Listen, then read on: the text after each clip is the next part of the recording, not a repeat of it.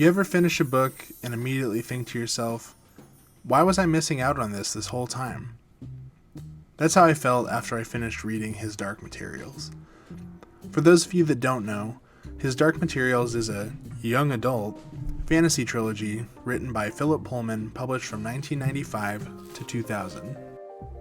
Up until last year, my knowledge of the series didn't extend beyond knowing that there was a 2007 movie adaptation of the first book in the series, known as The Golden Compass in North America and Northern Lights pretty much everywhere else, and the fact that there was an upcoming HBO series based on the books.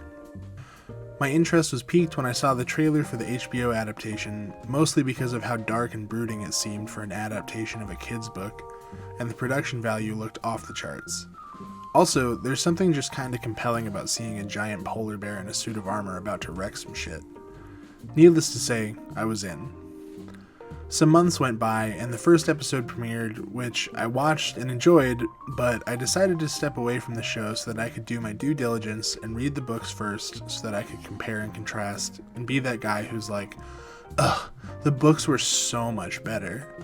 And so I did exactly that, and I'm really glad that I did because holy shit, these books are excellent and they are no doubt among my most favorite pieces of literature I've ever read.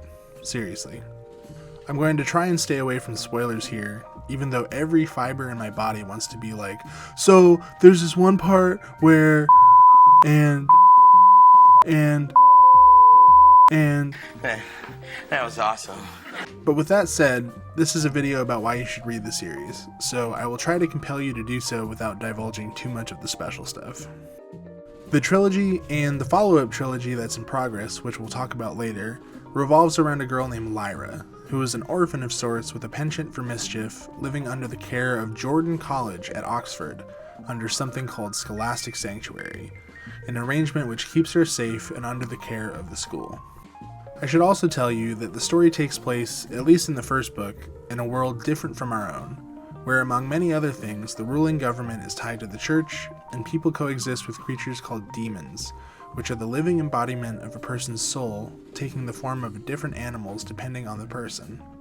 As a child in this world, your demon can change shape, but as you grow older, your demon will settle into its final form.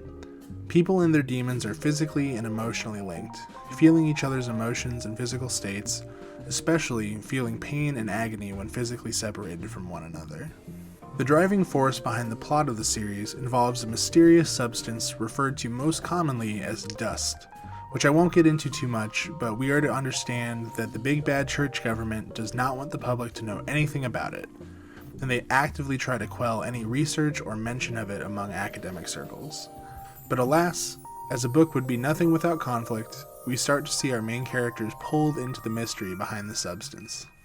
Our introduction to dust comes by way of Lyra's uncle, Lord Asriel, who is extremely interested in the substance and expresses as much to the academic circle at Oxford near the beginning of the book. Asriel becomes an exceedingly complicated figure as the series goes on, and his relationship to Lyra isn't exactly the type of loving and supportive kind of relationship that you might expect an uncle to have with his orphan niece. The general antagonistic force in the series is mainly the church, the government portion of which is referred to as the magisterium. Their large influence over the people in this world, and their oppressive and secretive ways spawn a number of no-good doers that we encounter throughout the series, none of which I want to get into right now, just because I think it would rob you of the experience of meeting them on your own. With that said, there is a rogues gallery of villainous types in this series, and they are very fun to root against. Much like in other young adult books, the main character, Lyra, gets lifted off her feet and thrust into a situation much greater and much more filled with treachery and danger than anything she has ever known, and learns that she has a greater purpose than just your normal, average, everyday kind of almost teenager. Hijinks ensue, and her perseverance and willpower are tested by the weight of the world coming down upon her shoulders. So with all that said, why should this be of any interest to you? Why put your time into well over 1,000 pages of material meant for children? Ha! You know why? Because it's not meant for children. Or rather, not just meant for children. Author Philip Pullman has said as much in interviews, stating that he wrote the series without a particular audience in mind, and the fact that the series is marketed as a young adult series has more to do with the fact that the main character is 12 years old than anything else. What you'll find if you pick up the series is that there are complex themes about love, loss, family, isolation, authority, religion, misinformation, and a slew of other topics that are both captivating and completely relatable given the times that we're living in, and have always lived in. Beyond the more heady, thematic stuff, it's also just an incredibly fun world to live in while you're turning the pages. If you're a fan of Lord of the Rings, or Harry Potter, or really any sort of fantasy, there's more than enough here to pique your interest. You've got demons, angels, witches, talking polar bears, parallel dimensions, the list goes on. None of that necessarily means anything by itself, but that's okay because the books also have great characters to get invested in, and the writing itself is pretty great too. Some have argued that the third book is too long, but I can't think of a series that I've read in the recent past that hasn't had criticisms about its third book being too long. What really had me coming back for more each time I finished a book though, is that reading this series really was a temporary escape from the torrential downpour of misery that this year has been. I had started the series at the end of 2019, but I picked up the second book right before the pandemic started, and once I got going I just couldn't stop for a month or so. Living in the worlds within his dark materials brought a sense of joy and wonder to me that I hadn't experienced since the last time that I reread Harry Potter, except this time I wasn't reading with nostalgia goggles on. I think that if I had read this series in a different time and place, I probably would have still enjoyed it, but I don't think I would have enjoyed it as much as I did reading it this year in this horrid landscape of total oblivion. Honestly, one of my first thoughts when COVID hit the big time was, damn, Philip Pullman is old. Please don't let COVID take this man before he finishes the third book of Dust. This is probably a good place to talk about the handful of branches that have emerged out of the seed that is his dark materials.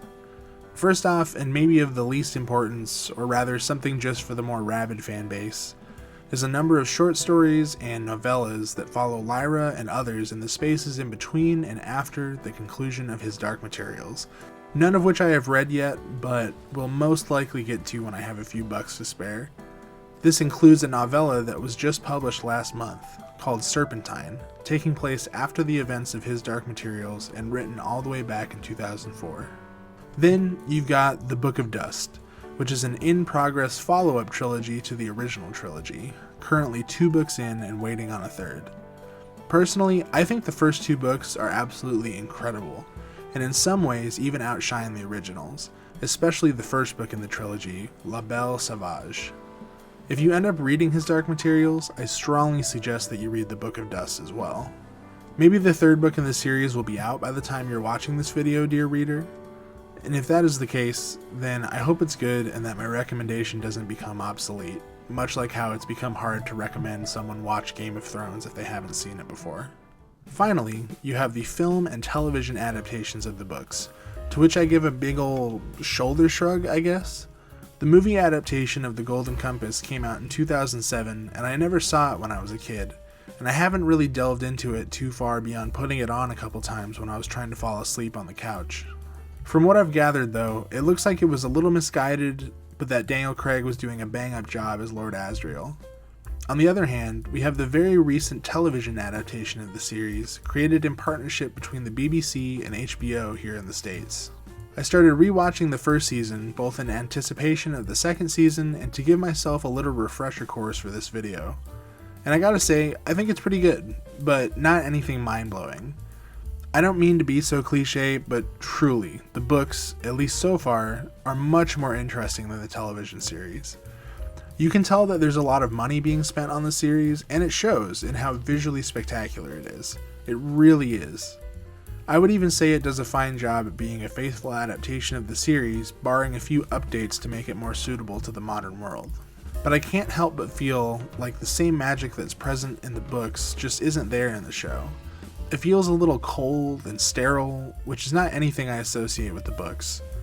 To be fair, the series only has 1 season under its belt so far, and I know for a fact that the books get a bit more fantastical as the series goes on, so I'll hold out hope for the series going forward.